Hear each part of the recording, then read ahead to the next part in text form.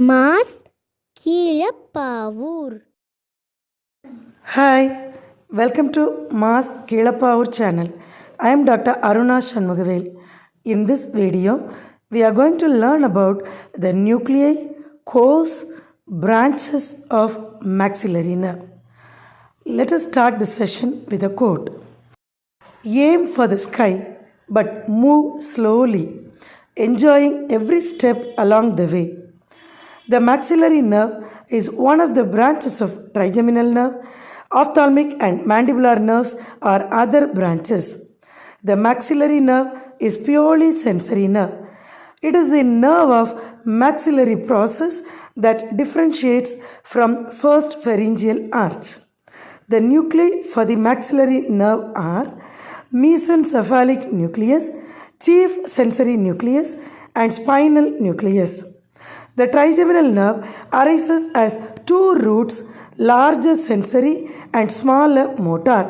Out of these two, the sensory root forms a ganglion called trigeminal ganglion or Gasserian ganglion or semilunar ganglion. This ganglion is located in the Meckel's cave near the apex of Peter's part of temporal bone in the anterior aspect. The maxillary nerve arises from the anterior aspect of trigeminal ganglion as a flat plexiform band in between the ophthalmic and mandibular divisions. It runs forwards and reaches the lateral wall of cavernous sinus. Here it lies inferolateral to ophthalmic nerve.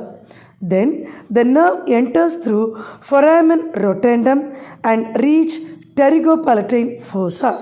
Here it gives two roots for the suspension of pterygopalatine ganglion.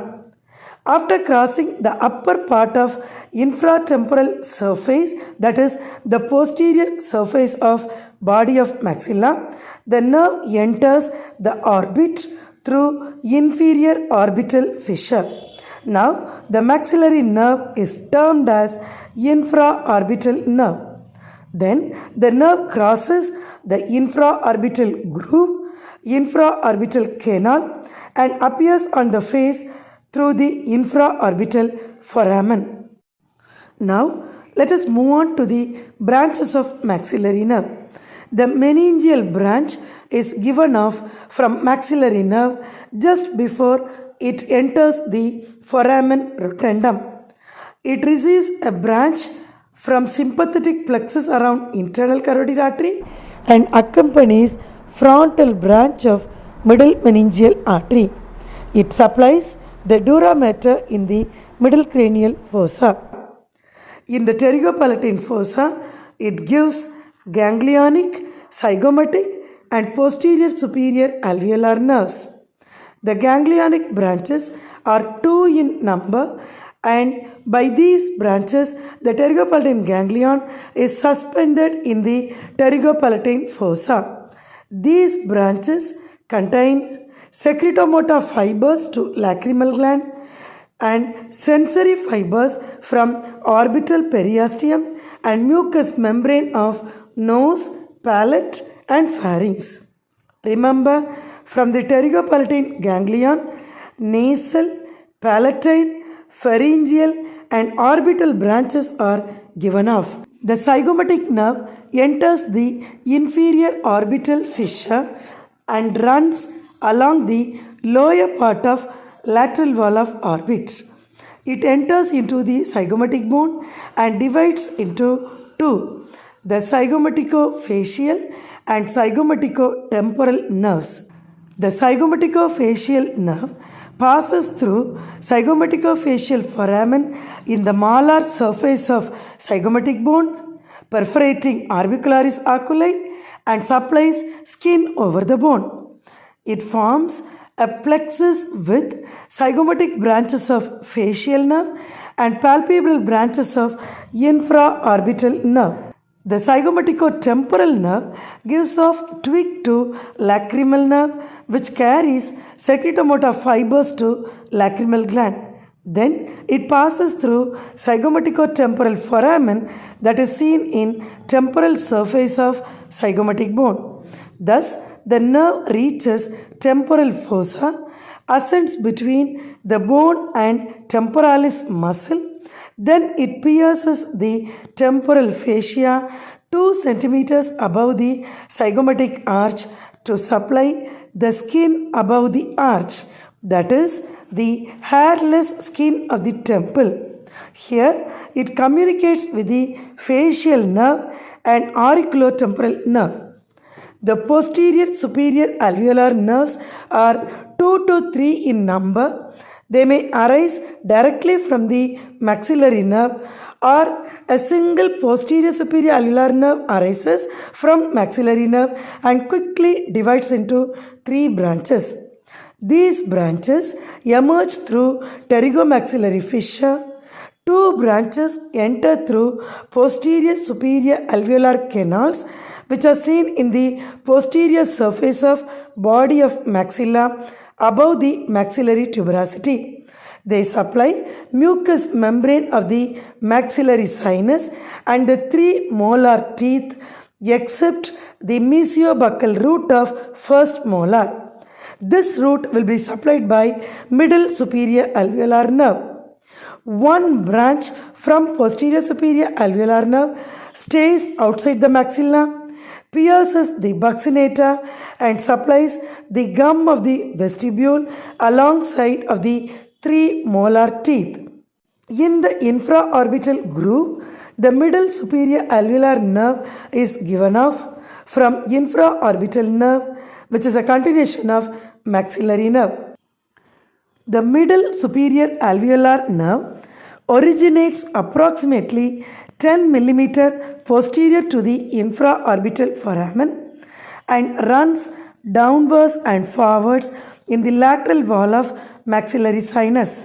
These branches supply the upper premolar teeth and also mesiobuccal root of first molar tooth. This nerve is highly variable. It may be duplicated or triplicated or even absent.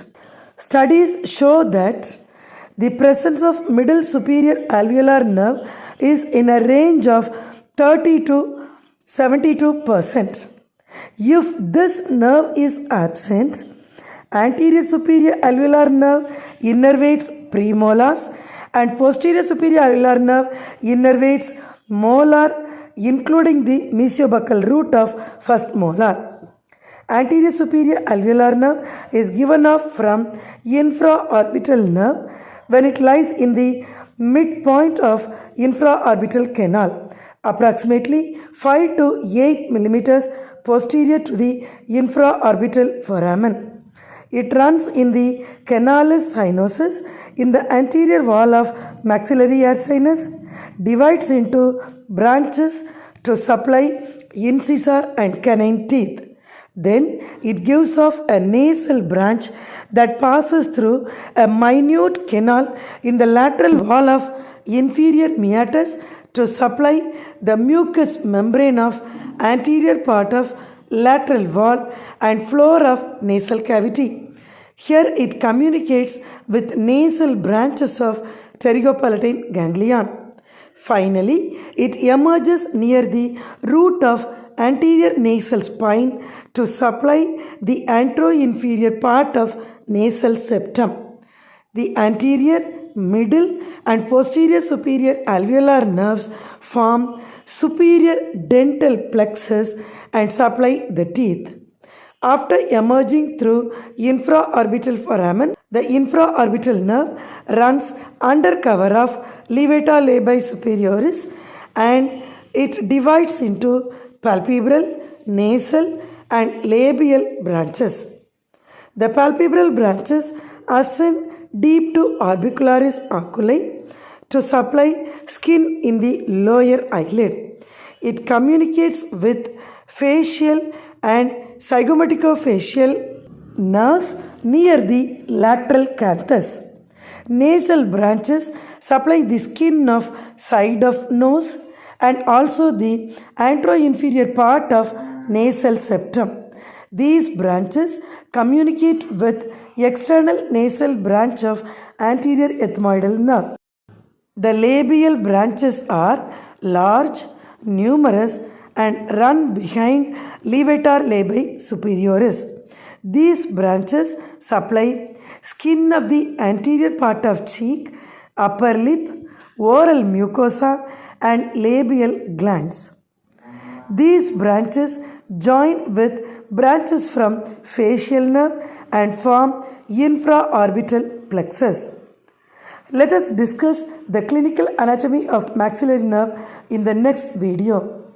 Here is a thoughtful quote for the day.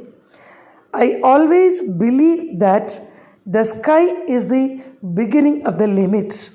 Thank you for watching. If you like this video, don't forget to subscribe and click the bell icon, select all to get instant notifications.